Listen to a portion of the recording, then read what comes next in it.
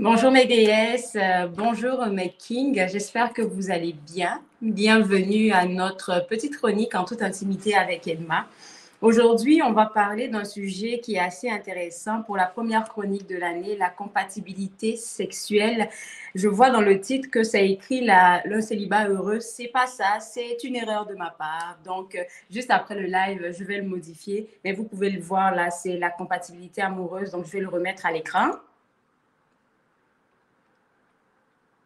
La compatibilité sexuelle. De toute façon, on va parler de la compatibilité amoureuse en même temps, là, mais je vais laisser entrer Edma. Allô, Edma. Là, je ne t'entends pas. Rétablir le micro. Oui, ton micro, il est ouvert. Oui, salut Andrea, mon Dieu, ça fait Salut. longtemps. J'espère que tu es en forme. Ouais, on essaie. Avec ce gros froid de ces derniers temps, on essaie. Ouais, c'est pas évident, effectivement, mais aujourd'hui, on est chanceux. Il fait 1 degré. C'est bon, je te dis. Écoute, contente de t'avoir à nouveau sur la page érotique Abaya BC. Merci d'avoir Yes. accepté d'embarquer à nouveau. Ça va faire quoi, 3 années Oui, écoute, le temps passe passe vite, tellement hein? vite, là. Moi, j'ai pas la notion du temps. Fait que, ça, oui, 2, 3 ans. Je pense que oui, 3 ans, presque. Merci beaucoup. Et puis, Ouais. on y va pas tout doux là. On va parler, pardon, de la compatibilité sexuelle, qui est un sujet qui m'intéresse énormément parce qu'il y a plusieurs avenues avec ce thème-là qu'on peut prendre. Et en allant tout de suite pour commencer, j'ai envie de te demander, pardon, est-ce que tu penses qu'il y aurait un lien entre la compatibilité amoureuse et la compatibilité sexuelle ou il n'y a vraiment pas de lien? Je vais te laisser aller là-dessus. Hmm. Écoute, je vais dire ça oui puis non. Je vais dire ça comme ça, oui puis non. Puis même que je te dirais plus non. Parce que tu peux avoir au fond un partenaire que vous avez une compatibilité sexuelle extraordinaire, mais du côté amoureux, ça ne fonctionnerait pas du tout. Puis, tu en as d'autres que le côté amoureux, ça va très bien, tu sais, au niveau des valeurs, des intérêts, etc.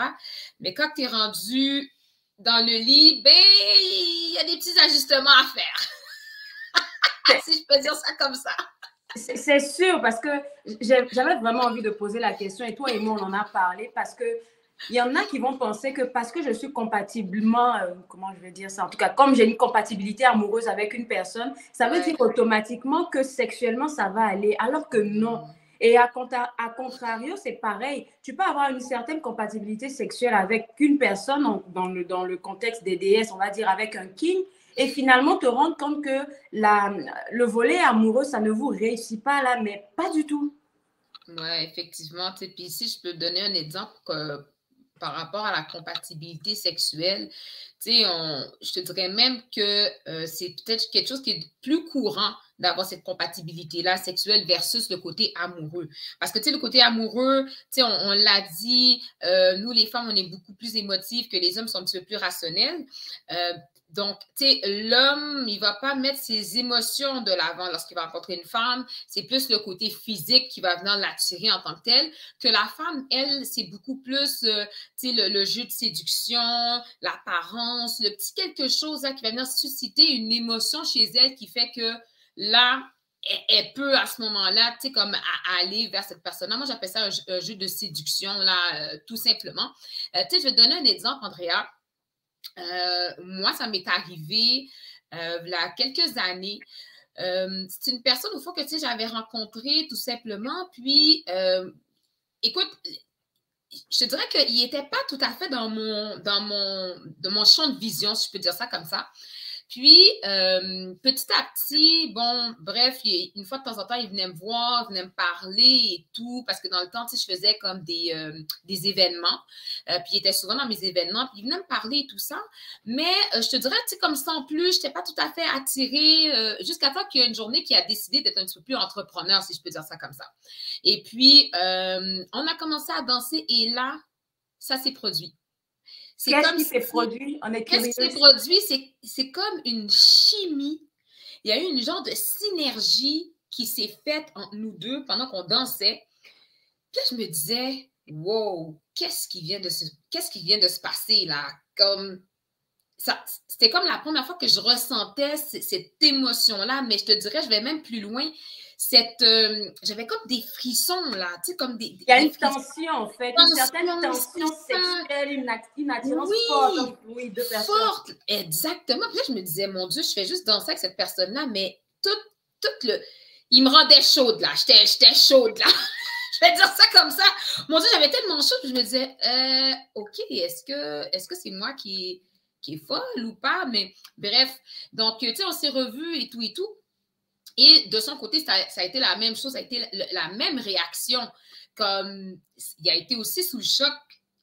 On se disait, ben voyons, la première fois que je danse avec cette personne-là, puis la synergie était aussi puissante. Oh, OK, je me disais, mon Dieu, et quoi d'autre là? Comme on dit, what next? Et là, bon, bref, on est allé souper, il m'a invité à souper et tout, et ça s'est passé. Puis, je vais te dire là, ben quand on l'a fait, ben c'était extraordinaire. Pourquoi? Parce que, un, il y a eu le jeu de séduction. Deux, le fait que, tu sais, je peux dire ça là, on ressentait comme une genre de chimie sexuelle ensemble. Fait que lorsqu'on l'a fait, c'est comme si on se connaissait déjà. Je sais pas comment t'expliquer ça. C'est comme si que nos corps se reconnaissaient. C'est comme si que l'énergie qui était transmise à l'un et l'autre, elle était juste comme naturelle là. Puis, je te jure, la compatibilité sexuelle était extraordinaire. Extraordinaire, j'en reviens juste pas encore, là, tu sais, je me dis, mon Dieu. Puis, c'est pas avec tout le monde que, tu sais, j'ai vécu ça. C'est vraiment pas avec tout le monde. Donc, et oui, il y a une compatibilité sexuelle, mais moi, je n'étais pas en amour avec cet homme-là, puis lui non plus, là. Tu comprends ce que je veux dire? C'était une question d'énergie, de chimie. C'est-à-dire que ça peut aller plus loin. Hein. C'est-à-dire que vous pouvez être en couple avec ces personnes-là Oh oui. dans le futur, c'est ce qu'on souhaite. Mais il y a des personnes, comme tu viens de l'expliquer là, c'est-à-dire que quand tu regardes le gars, tu sais que, en fait, vous n'avez pas besoin de parler. Mais il y a une certaine énergie qui est là, qui vous envoie le message à tous les deux. Il y a une forte attirance entre nous. Ouais. Et la plupart du temps, ce genre de personnes-là, quand vous allez plus loin, quand vous allez dans la sexualité, c'est toujours hot. C'est toujours hot parce que vous avez l'impression, comme tu l'as dit, vous avez l'impression de vous connaître. Et vos corps là et puis puisqu'il y a une énergie sexuelle entre vous, en fait, là, chacune des personnes, en fait, a envie de montrer à l'autre, écoute, voilà ce que tu gagnes, en fait. Voilà ce que tu as avec moi et vice-versa. Mais il y a autre chose qui, moi, je trouve intéressante dont tu voulais parler. Je ne sais pas si c'est le moment ou pas, mais le fait que à cause de la compatibilité amoureuse, on se retrouve à être en relation avec des personnes et finalement, on se rend compte que la compatibilité sexuelle n'y est pas. Est-ce qu'on reste avec ou...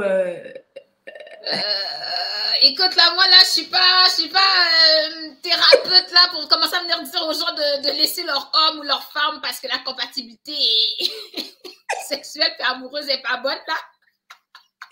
On va y aller avec ton ressenti. Oui, je vais y aller avec mon ressenti. Effectivement, on va aller avec ça. C'est sûr que, tu sais, aujourd'hui, moi, je trouve qu'il existe énormément d'informations par rapport à la compatibilité sexuelle et amoureuse. Qu'est-ce que je veux dire par là? C'est que tu peux avoir quelqu'un que au niveau de le côté amoureux, les émotions sont là, vous avez les mêmes valeurs, vous voyez un avenir ensemble, tu acceptes les défauts de l'un et l'autre, mais qu'au niveau sexuel, ben, il y a de l'apprentissage à faire. Moi, j'appelle ça comme ça. OK? Donc, il y a de l'apprentissage à faire. Mais aujourd'hui, cet apprentissage-là, on peut la retrouver un petit peu plus que dans le temps, si je peux dire ça comme ça. Donc, quand je parle d'apprentissage, je parle du fait que, tu sais, maintenant, il y a des articles, il y a des livres. On peut discuter, tu sais, la communication, là, je ne le répéterai jamais assez, elle est primordiale dans un couple. Elle est primordiale parce que ça vous permet, au fond, de briser les barrières. Ça permet, au fond, de discuter aussi de vos doutes et de vos peurs. Et ça met place à, je te dirais, à venir créer vraiment un lien encore plus solide avec son partenaire. Donc, c'est sûr que oui, vous pouvez avoir... Écoute, moi, c'est pas quelque chose qui m'est arrivé, là, pour être honnête avec toi. Le côté amoureux, ça a tout le temps été de pair, là. Pour moi, dans mon cas, ça a été toujours de pair. Cependant, je peux comprendre que oui, il y a peut-être des femmes ou des hommes qui aiment la personne, mais que l'attirance ou la compatibilité ou lorsqu'ils viennent à faire l'acte, il y a comme un blocage. Mais c'est de savoir c'est quoi ce blocage-là. Il faut discuter. C'est quoi exactement qui bloque? Est-ce que c'est lorsque la personne t'embrasse? Est-ce que c'est la façon que la personne te touche? Est-ce que c'est parce qu'il manque des préliminaires? Est-ce que c'est parce que toi, dans ton cas, tu es plus, j'appelle ça clitoridienne, externe versus interne? Tu sais, il y a beaucoup d'éléments. Et peut-être que ton homme, là, ben, avant de faire l'acte, ben, il aime ça avoir une fellation ou il aime ça se faire toucher ou se... Tu sais, il y a une communication qui doit être mise de l'avant définitivement, là. Et malheureusement, là, je pense que tu vas convenir avec moi, il y a beaucoup de femmes qui évitent de parler de leur frustration sexuelle à leur homme parce qu'elles se disent, écoute, j'ai pas envie de le frustrer. Mais un homme ne se gênera pas de te dire, j'aime que tu te tournes comme ça. Ou limite, là même, là, pendant que vous êtes en plein acte sexuel, il va te retourner d'une manière, là, parce que c'est ce qu'il veut. Il va chercher qu'est-ce qu'il veut. Mais alors que pour les femmes, c'est toujours difficile de dire, écoute, j'aime mieux quand tu me prends de telle manière, ou j'aime mieux quand tu te comportes comme ça. C'est toujours non. De toute façon, c'est pas grave. Et c'est pas lui qui est prioritaire dans une relation sexuelle. Dans une relation sexuelle, pour moi, aucune des deux personnes n'est prioritaire, en fait. Vous êtes tous les deux prioritaires. Si on veut donner la priorité à quelqu'un, c'est et à la femme et à l'homme. Autant moi, j'ai envie de prendre mon pied, autant moi, j'ai envie de prendre mon plaisir, c'est autant aussi toi aussi, tu vas prendre ton plaisir. Et ça peut être pour moi, mon plaisir, ça peut être justement de te faire, comme tu viens de le dire, de te faire une fellation, moi, ça me fait plaisir. Alors que, bon, toi, je sais pas, là, je sais pas, n'importe quoi, là, après la fellation, par exemple, toi, tu t'en veux plus, par exemple. Alors que moi, sur le coup, c'est juste ça. En fait, essayer de parler en tant que femme, je me dis, ça serait important de pouvoir exprimer nos besoins aux hommes, les besoins sexuels. Parce que, bon, tu n'as pas envie de parler parce que tu vas te dire, OK, le gars, il va se dire peut-être, oui, toi, tu as connu ça où? Ou bien, c'est où que tu allais regarder ça? En fait, il y a tellement de trucs qui passent dans la tête des femmes et elles s'empêchent, en fait, de dire à l'homme, j'ai envie de ça. Je te raconte une anecdote qu'une amie m'a contée. En fait, une amie avec qui on a eu des discussions très chaudes. Et puis, je pense qu'elle a eu à le tester. En fait, elle me dit comme ça que, ouais, j'ai fait une note vocale assez haute. Et j'ai appelé mon chéri pendant qu'il était au travail à sa pause entre midi et 2. Et je lui ai dit, écoute, tu as ton deuxième téléphone? Il dit oui. Puis elle dit, OK, prends ton deuxième téléphone, je viens de t'envoyer une note vocale, mets tes écouteurs. Et puis elle le regardait face à face. Et puis il l'entendait en fait. Et quand il l'entendait, là, le gars, il est devenu comme, tu es où là? Elle dit, mais je suis à la maison. Non, non, non, non, non, OK, bon, il n'y a pas de problème. Je pense que je vais rentrer, je ne me sens pas trop bien. Tu te sens très bien. Tu te sens même très bien. Tu vas rester là-bas. Juste ça, là, quand il est rentré le soir, ça a créé tout un clash. Parce que le gars, il avait envie d'avoir sa continuité, mais elle, non, c'était ça pour elle. Se sentir désirable. C'était ça pour elle, en fait, avoir son moment de gloire, si on peut le dire ainsi. Mais ça, c'est des besoins sexuels. C'est des besoins intimes. Ça ne veut pas automatiquement dire que parce que tu as pensé à faire ça, tu allais te retenir parce que tu penses que voilà, le gars, il va penser autre chose de toi. Mais comme le dirait une sœur à moi, ouais, mais tu sais, souvent, tu sais, c'est beaucoup l'estime que la femme va avoir d'elle-même, Andrea, tu sais, c'est ça aussi. Comme tu dis, les femmes, on réfléchit tellement, on se pose tellement de questions, la peur du jugement, les critiques, on a des doutes. Fait que nous-mêmes, on se crée des doutes, on se crée des scénarios, puis on se dit, ben, tu sais, si je dis ça, comment que lui, il va me voir? Mais est-ce que vous pouvez juste tout simplement comme être en mode être dans le plaisir et la simplicité. Moi, c'est ça que je dis tout le temps. C'est plaisir et simplicité, là, c'est numéro un. Quand on a ce mindset-là, ben après, ça va super bien. C'est le moment présent, puis on a du fun, les deux, vous avez du plaisir, ben, puis ça crée beaucoup de souvenirs ensemble. Pourquoi pas? Pourquoi pas? Aussi simple que ça, tu sais. Puis, je vais faire un retour sur qu'est-ce que tu mentionnais tantôt, concernant le fait que, tu sais, toi, ta copine, elle a comme lancé une perche, si je peux dire ça, à son homme. Mais ça, ça fait toute partie du jeu de séduction et de l'envie et du désir. Et comment, à chaque jour, agrémenter nos journées et faire que l'autre a du désir pour nous. Parce que, tu sais, puis c'est ça aussi, hein, Andrea, des fois, dans les couples, surtout quand ça fait plusieurs années, on prend l'autre pour acquis. OK? Parce que la compatibilité sexuelle et amoureuse, au début, elle peut être présente et au fil des années, avec tout, bon, le train de vie, puis etc., ben, elle peut s'estomper. Donc, c'est de travailler à chaque jour sur ça. Travailler à chaque jour sur le plaisir de désirer l'autre, de faire plaisir à l'autre, de se faire plaisir aussi, puis de rendre ça de plus en plus plaisant. Et c'est ça qui se passe là. Les gens, ils pensent tellement trop aux préjugés, au qu'est-ce que l'autre va penser. Là, je viens d'avoir un... Je ne sais pas comment je vais dire ça. Quand tu as parlé de plaisir, de penser au plaisir de l'autre, moi, je viens d'avoir un heureux cas. Là. Je te dis, je viens d'avoir une lumière dans mon esprit. Le plaisir de l'autre, le plaisir de ton conjoint, en fait, c'est ton plaisir à toi. Ouais. Parce que quand toi, tu te fais plaisir dans votre intimité, automatiquement, tu lui fais plaisir. Pourquoi? Parce que tu as la bonne énergie qui va avec. Exactement. J'ai envie de me sentir belle dans une nuisette ou bien j'ai envie de me tenir devant lui avec des perles au rein, des perles qui s'allument dans le noir, avec j'ai rien porté et je me présente devant lui parce que j'ai envie de me sentir comme une déesse ce soir. C'est mon plaisir à moi. Mais c'est sûr que le gars, il va avoir un plaisir jusqu'à te regarder par rapport à ce que tu dégages. Exact. Juste par rapport à ce que tu dégages. Donc, quand vous pensez plaisir dans votre intimité, ne pensez pas qu'est-ce que je peux faire pour lui faire plaisir. Pensez d'abord qu'est-ce que je peux faire pour me faire plaisir. Pour me faire plaisir, effectivement. Puis, tu sais, il y a des hommes que eux autres, c'est faire plaisir à la femme avant tout. C'est leur priorité.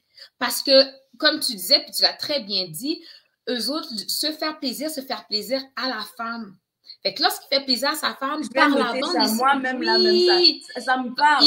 Écoute, là, c'est exactement ça. Puis souvent, c'est ça, les femmes oublient. Ils oublient que, ben, c'est tout à fait naturel, là. Moi, les préjugés... souvent dans l'intimité, hein. Exactement. Faut vraiment être égoïste. Oui, puis c'est même pas une question d'égoïsme. Moi, je te dirais même, c'est que les femmes, on est beaucoup dans qu'est-ce que les gens vont penser de moi. Oui, mais t'es dans la chambre avec ton mari, on s'en fout. Après, c'est toi, tu vas raconter tes histoires aux gens, tu comprends? Mais c'est ça, c'est toujours la question de la critique et de la comparaison aussi. Oublie pas ça, hein?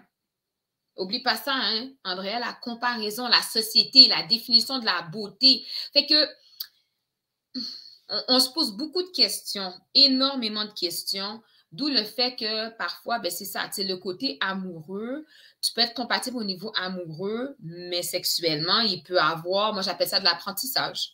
Moi, je vais demander, j'ai envie de te poser la question de savoir, et je pense que c'est possible, ta réponse sera sûrement positive. Est-ce que c'est possible de bâtir, de construire une compatibilité sexuelle? Ah, moi je pense que oui. Ouais, moi je pense que oui. Ouais, avec des émotions, avec la communication, avec, tu sais, quand tu aimes une personne, lorsque vous savez, tu sais, l'un et l'autre, qu'est-ce que vous aimez, vraiment la place à la discussion, mais aussi à prendre des risques. Prendre des risques dans votre couple. Sortez de votre zone de confort. Sortez là, comme j'ai toujours dit, de la chambre, la petite chambre là. Il y a d'autres pièces dans une maison, il y a d'autres environnements, il y a d'autres lieux. Il y a d'autres, exactement, il y a d'autres lieux. Est-ce que c'est possible d'être imaginatif? Est-ce que c'est possible d'être créatif? C'est vraiment ça, là, tout simplement. Et puis, il y a autre chose que j'aimerais ajouter sur ce que tu viens de dire, c'est la capacité. Et dernièrement, je ne sais pas, peut-être elles vont remarquer que j'en parle beaucoup, c'est l'observation, mesdames. Tu me dis que tu ne sais pas, comment faire plaisir dans l'intimité à ton mari, à ton conjoint, à la personne avec qui tu es en relation. Mais observe-le. Il y a des hommes qui malheureusement n'observent pas, mais quand tu trouves un conjoint qui prend le temps, en fait, dans sa tête, il sait qu'il va prendre son plaisir, mais il a envie de te faire plaisir aussi. Mais en même temps, il faut remarquer que ces hommes qui arrivent à te faire plaisir, les hommes qui arrivent à te faire prendre ton pied, c'est des hommes qui, ils ont pris le temps de t'observer. Ouais, vas-y. Ils prennent le temps de t'observer, mais minutieusement, en fait. Ouais. À un point où toi-même, là, tu découvres que, oh, quand on me touche, par exemple, l'index droit, j'ai réagi comme ça. Ah, je ne savais pas. Mais c'est parce qu'il a essayé de toucher déjà ton bras, tu as réagi, il est allé plus loin à l'index. Le gars, il observe. Pourquoi nous, les femmes, on n'arrive pas à observer? Et les femmes, là, c'est ça. On est tout le temps dans... Excusez-moi, je pense qu'on est de grandes dames ici, là, les déesses. La plupart du temps, les hommes, OK, on leur reproche le fait que, voilà, c'est juste, on va dire, les tétons, le v comme il appelle là, le triangle, tout ça, les seins là, et puis that's it. Mais vous aussi, pareil, hein, quand vous touchez votre homme là, votre objectif premier, c'est de lui faire avoir une érection. Dès qu'il y a une érection, on y va pour la fellation. Après la fellation, j'ai fait ma job. Tu n'as pas fait ta job. C'est vrai que le corps de l'homme est un peu compliqué parce que après, tu sais pas exactement quoi toucher. Mais par exemple, il y a des hommes là, les tétons là, ça ne leur fait absolument mais rien du tout. Mais rien du tout. Donc, c'est pas ce que tu as fait avec Jean là qui va fonctionner avec Jacques. Ah oui, c'est sûr. Faut prendre le temps d'observer. Pourquoi pas de questionner? Peut-être que le gars, il va jouer au beau en te disant, écoute, ouais, tu vas me découvrir, tu vas me découvrir. OK, si il te dit que tu vas le découvrir, que ce soit pour toi un défi. Que ce soit pour toi un défi. Et aujourd'hui, là, tu vas aimer qu'on te touche une telle partie de ton corps, mais demain, tu vas te rendre compte qu'il y a une autre partie que tu n'avais pas encore. Tu vois, tu n'avais pas encore. Ouais. Puis, tu sais, moi, je vais même plus loin dans ton... Tu parles d'observation. Pour moi, c'est un signe d'intelligence. Moi, je trouve que lorsqu'un homme est prêt à observer, à écouter, c'est un signe d'intelligence. Et en tout cas, moi, dernièrement, je me suis vraiment, en tout cas, je pensais pas, mais je me suis rendu compte que moi, un homme intelligent, ça m'excite énormément. Puis on appelle ça, là, justement, j'ai fait des recherches, on appelle ça des sapiosexuels. Donc, c'est le fait que tu es sexuellement ou sentimentalement attiré par des personnes qui sont intelligentes, des gens qui sont instruites, charismatiques. Comme, ben, c'est ça que je me suis rendu compte. Je me suis rendu compte qu'un homme intelligent va prendre le temps d'observer, de communiquer, d'écouter. Puis quand je parle d'écouter, c'est écouter la personne parler, mais écouter aussi et observer le corps de la femme lorsqu'il y a une Ils sont très dangereux, ce genre de gars-là. C'est ça, une sensation qui monte, puis qu'il est très alerte, tu sais, il est très alerte au corps de la femme. Mais moi, je me suis rendu compte que des hommes comme ça, des hommes intelligents, moi, c'est qu'est-ce qui va m'exciter au plus haut point, là. Parce que, puis aussi, il y a une certaine confiance. Tu sais, l'homme, il y a une certaine confiance, il y a un charisme qui dégage. Écoute, et puis le truc, c'est que pour les hommes, eux, ils n'ont pas, remarque bien, Edma, dans le contexte sexuel, les hommes n'ont pas peur de se tromper. Ils n'ont pas peur de se tromper. C'est-à-dire qu'il va y aller peut-être d'une telle manière. Ah, non, OK, d'accord. Il va essayer de se réajuster. Non, mais nous, les femmes, là... Tu trouves? Moi, je fais l'avocat du diable là-dessus, là. Dépendamment de la personne et de l'expérience, il va essayer de se réajuster. Merci. Mais il y en a des femmes, là, elles vont se dire, bon, j'ai essayé de lui toucher l'orteil comme Edma, ma chroniqueuse d'amour, a dit, ça n'a pas fonctionné, donc c'est terminé, je ne touche plus. Mais hey, ce n'est pas la seule partie du corps. Moi, en tout cas, il y a certains hommes qui ont, comme tu as parlé d'intelligence, qui ont cette intelligence-là de savoir s'ajuster. On a parlé toutes les deux maintenant de l'observation. C'est important. Mais n'observez pas seulement. Écoutez. Écoutez aussi. C'est vrai qu'il y a certains hommes qui ne se permettent pas de sortir, en fait, l'émotion, c'est-à-dire de gémir d'une certaine manière. Mais écoutez les soupirs. Écoutez la respiration. Écoutez comment ça monte, comment ça... Écoutez.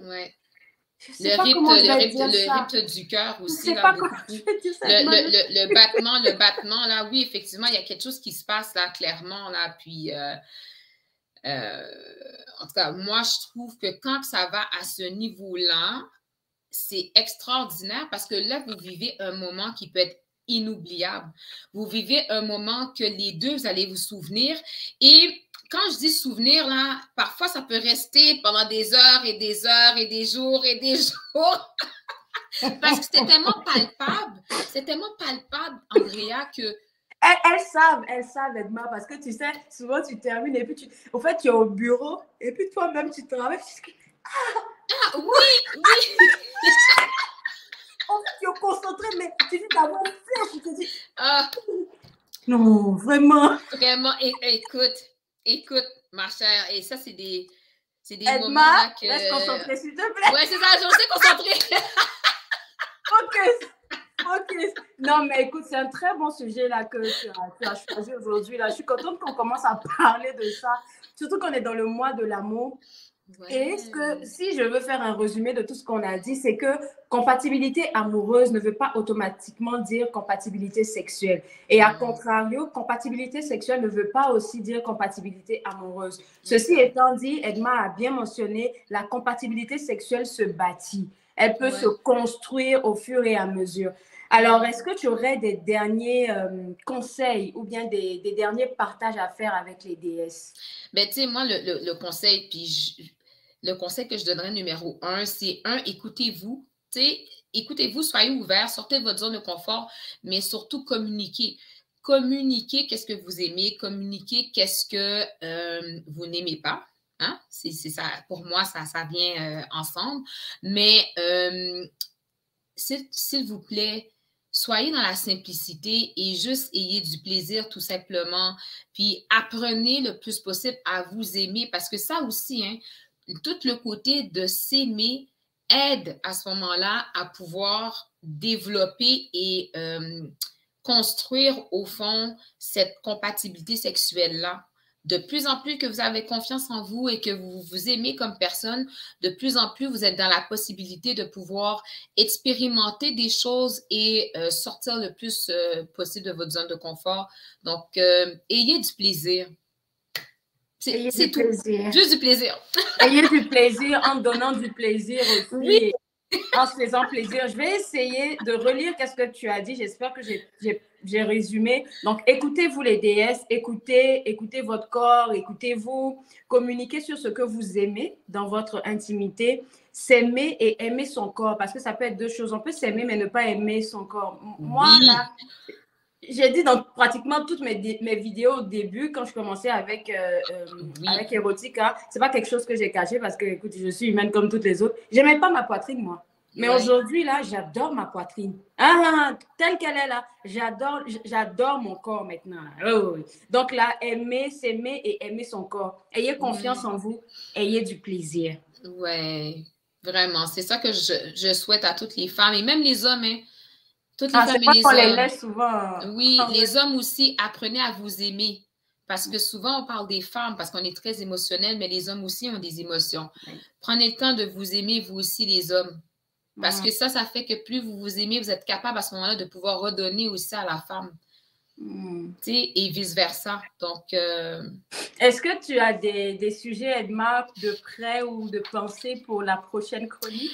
écoute, oui, j'ai un prochain sujet qui est en lien au fond. Dernièrement, de plus en plus, on remarque qu'il y a des femmes qui sont attirées vers des jeunes hommes, des hommes plus jeunes.